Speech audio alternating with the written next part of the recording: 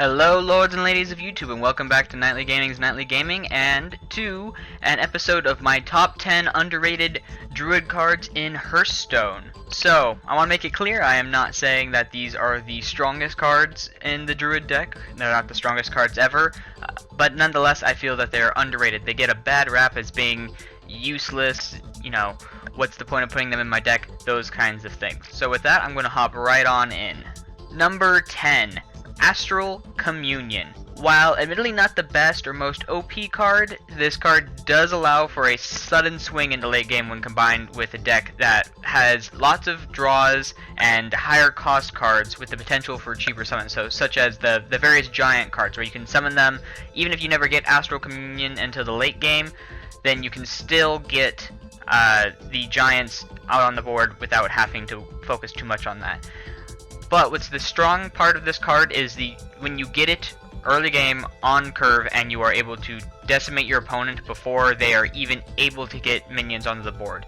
So you beat your opponent without them ever even getting the chance to fight back. Number 9. Volcanic Lumber. This card is a very strong taunt with the potential for great stat efficiency. So 9, 7, 8 isn't the best as is, but when combined with lower cost token druid decks, this card can come onto the board with near the same stats as an Ironbark Protector, but for much cheaper. Even when you can't get it onto the board for any cheaper than its initial cost, it is still a strong minion that has high health and a taunt. So it makes it to where you can slow down aggro decks such as Face Hunter if you're able to survive long enough to be able to summon him. But it can also be used to counter decks such as Totem Shaman or other token decks that have a lot of weak minions on the field that you can easily wipe out in order to summon this card for a low cost. For example, imagine if someone played a Paladin deck, had 6 of their little Silver Hand recruits on the board, and then you swipe. Suddenly this card is 6 mana cheaper, and so it's only a 3 cost. That becomes a very efficient card. So I think it gets a bad rap in the sense that it is possible to summon it for quite cheap, and it becomes a very big scary taunt on the board. Number 8. Cinereus. So I know it's odd to say that a legendary is underrated, but Cinereus definitely is. While the 9 mana cost can possibly dissuade you from playing this card, I would say it's still worthy of its legendary status. When played in lower cost druid decks that focus on playing lots of minions rather than a few strong ones, or even if you're able to play a lot of strong minions and have a lot, or at least a decent number of them on the board, that +2/+2 on all minions really can become a strong one, a strong ability with the card. I mean, it can be a huge swing of power where you have lots of minions on the field that are now suddenly +2/+2 and you're able to just wipe out the enemy. Also, the ability to summon 2 Treants with Taunt isn't as good, in my opinion, as the +2/+2, but it can still be very useful. So whether you need to just put those Treants out there as a way to get more bodies on the field that have Taunt that can either save you from lethal damage on field, it can also keep maybe your other minions that have useful abilities alive. It can be used as simply a way to establish some kind of a board presence and get you the time you need to play other minions to really get board pressure and just be able to get that damage against the enemy. So that both the abilities can be really useful in different situations, and that ability of choice, that versatility, really adds to the strength of this card. Number 7. Poison Seeds. While at first this card seems like a waste of 4 mana, I feel this card has become actually more powerful due to the Grand Tournament expansion. There are now a lot more cards with ongoing effects that are vital to the success of many of the meta deck builds. So this card might not be able to completely clear your opponent's board, but it does replace any card, no matter what it is, that they have down with a 2/2 Treant. So, you know, let's say you don't want to deal with double Murloc Knight that also summoned a Murloc War Leader. Well, replace them with Treants. Don't want to deal with Dr. Boom and his bombs? Treants. Don't want to deal with a board full of super strong totems? Turn them into Treants. So, I mean, there's all sorts of situations where this is really useful. So this card is also cheap enough to combo with cards such as Swipe, which if you have even 1 additional spell damage, whether it's from a minion or something along those lines, that can then completely clear the enemy board. with just the side effect of it, so you can even hit them in face, do the extra damage, and then clear their board of all the tree ends. As well as, things, there's other board clear that can do 2 damage to the entire field. That'll all clear them. So this card has a lot of potential to clear board and deal with really annoying situations where you have power-ups and Murloc Knight summonings and things like that. This can deal with those right away and stop those annoying effects. So while it doesn't clear the board, it gives you time to get back in the game and control the board. So it can be really nice that way. Number 6, Savagery. 1 mana cost ability to deal damage your hero would do without having to take damage to the face. I don't know where the bad is in this. So you pay 1 cost, and you can then use this in combination with cards such as, Savage Roar or Claw or other things like that give your hero power additional damage, and then you can target that onto a minion and you do that damage without having to take any damage to your face. So this allows you to keep yourself alive if you were low health and had to wipe out a minion so you couldn't actually attack them directly. It allows you to clear out 2 minions instead of 1 because you can have your hero attack a different one. It allows you to maybe clear out a taunt that was preventing you from winning the game, that you would have lethal damage if you could attack with your hero. So now suddenly you can, because you got rid of that minion that was in your way using Savagery. So this has a lot of potential, but people tend to avoid it because it doesn't fit into a lot of the current meta Druid decks, mostly Ramp Druid. Ramp Druid's the main one that a lot of people are playing, and this doesn't quite fit into there because a lot of the Ramp Druid decks don't focus on your hero power doing damage. So this can add up with a lot of different things to do a lot of damage. And like I said, it's 1 mana cost, so it can combo with nearly everything at almost any point of the game. So this becomes a very strong board clear when you need it. Number 5, Bite. So Bite, 4 cost, 4 damage, 4 armor.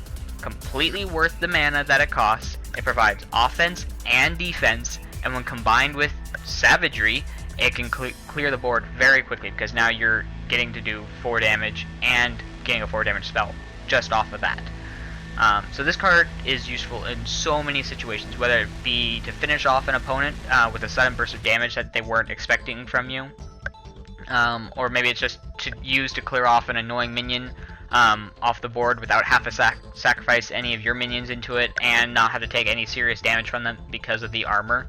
The 4 damage can clear off many of the mid-range minions, as well as protect you from a lot of the damage that they can provide back to you because of that armor. The armor is also useful since it's not a heal, it's providing you armor. You can use that even when you're at 30 health and still get the full benefit of the protection, making it to where you can use it at any point of the game without fear of wasting any of the benefit of the card. Number 4, Druid of the Flame.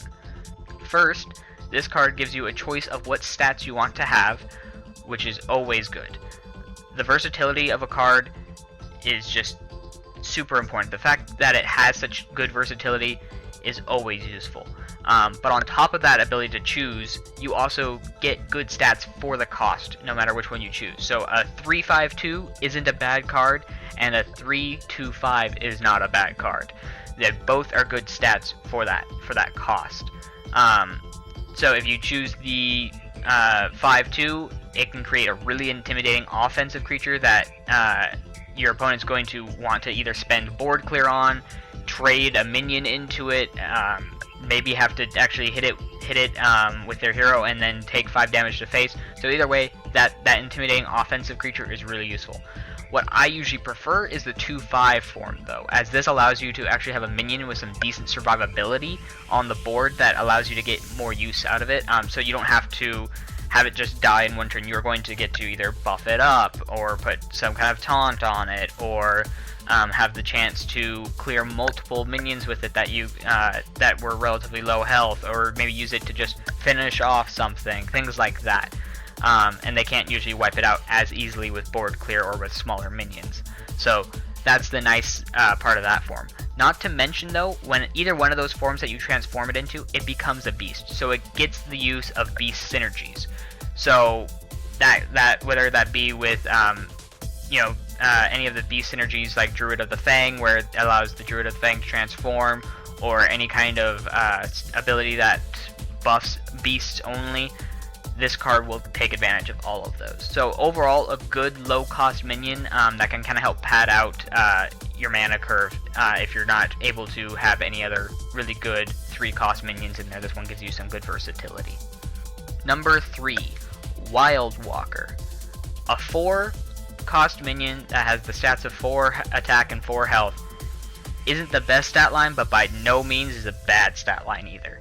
So on top of this, the ability to give any beast 3 health, you end up having great stat efficiency for the cost of this, because it's basically you're getting 3 additional health plus a pretty good stat lined minion on the board. So what a lot of people argue as to the weakness of this card is the limit of adding it to adding that 3 health to a beast. But I feel that while it does weaken it, it is still a very good stat, and it's totally efficient in almost any Druid decks. Because when you keep in mind the fact that any of the Druids that are in your deck, such as Druid of the Flame, Druid of the Claw, any of them that transform, all of them, when they transform, they become beasts. And that's where you can see the true strength of this card, because you can then add that 3 health to any of those Druids that have transformed, as well as any other Druids you would, or any other beast that you would happen to have in the deck. Number 2, Soul of the Forest. This card is an interesting one. It allows some really interesting combinations with cards that put a lot of minions onto the field. So imagine you have a Druid deck that's completely focused on filling this board. Suddenly, this card is a must-have. Whether you combine it with Living Roots to get your 1/1 saplings that are summoned by it, to then have the death rattle of when they die they become 2/2 treants, so when they die they actually become stronger. Or another example is, imagine you have an Onyxia in your deck, so you summon Onyxia and then she fills your board with a bunch of 1/1 whelps. Now, each one of them that dies will respawn as a 2/2 treant. That's insane value. This card is even able to combo same turn with Force of Nature, which is very strong, since the treants you just summoned get to attack immediately, die, and then immediately come back. So you get to do that insane damage and get to keep them alive. So people overlook this particular synergy due to the more popular Force of Nature Savage Roar combo. But this one can be a huge swing in your favor as well. It gets you board presence, allows you to do the damage still. So this one I actually feel is, in certain situations, an even stronger combo. Finally, number 1, Moonfire. You're probably asking yourself, Moonfire? Yes, Moonfire. So this is a free spell that can be targeted anywhere, to any minion, to any hero. That's in itself is very useful, that targeted ability. It may only do 1 damage on its own, but it can be comboed with literally anything. Whether you use it on, on low level minions to clear them out, or you use it early on to combo with your hero power, and then use it to do 1 additional damage to just do that 2 damage to whatever starting minion that they were able to summon that you didn't have another answer to. Or whether you want it to become basically a free fireball by comboing it with Malygos and having a 1 damage plus 5 spell damage, 6 spell damage for free that you can combo on turn with Malygos. That can be a huge swing. It can clear out giant minions. It can clear out all sorts of things. So this card is so useful in so many different situations. It can be used in so many different ways because of that 0 cost. It can be comboed with anything at any point of the game. It can kill huge taunts such as Sludge Belcher or Lord of the Arena when comboed with Malygos. Any kind of spell damage that you can play combos great with this card because it's extra damage that you're getting on a free card. It's just so great. And this card is the card I truly feel is the most underrated Druid card. What do you think are the most underrated Druid cards? Let me know in the comments down below. Also, if you want to see more of these list type videos from me, let me know in the comment section, because I would love to do more of them if you guys wanted to see them. Otherwise, if you guys enjoyed the video, click the like button. If you want to see more from me, check out my channel. And if you want to see more of me when I post new things, click the subscribe button. I do videos every single day, so if you want to keep updated, let me know by clicking the subscribe button. Otherwise, thank you all so much for watching, and I will see you next time. Bye!